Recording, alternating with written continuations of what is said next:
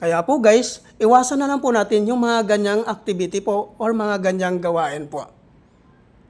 Ano po kaya ang mangyayari pag once lagi mo po yung ginagawa? Ang mangyayari lang naman po guys sa inyong account ay papadalhan ka po kaagad guys ni MoveIt ng love letter. So ito po yung love letter po na ipapadala po sa iyo ni MoveIt. Suspended ang account mo. So napakasakit po nito guys, no? Pag once masuspended na po yung account natin.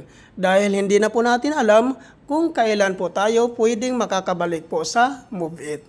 So kaya po guys, itong mga gawain na pinagbabawal ni MoveIt, kailangan na lang po nating iwasan. Dahil po, baka sa expectation natin na talagang hindi po tayo masususpended, so talagang mangyayari yan guys pag once pa ulit-ulit nyo pong ginagawa ang pinagbabawal po ni MoveIt.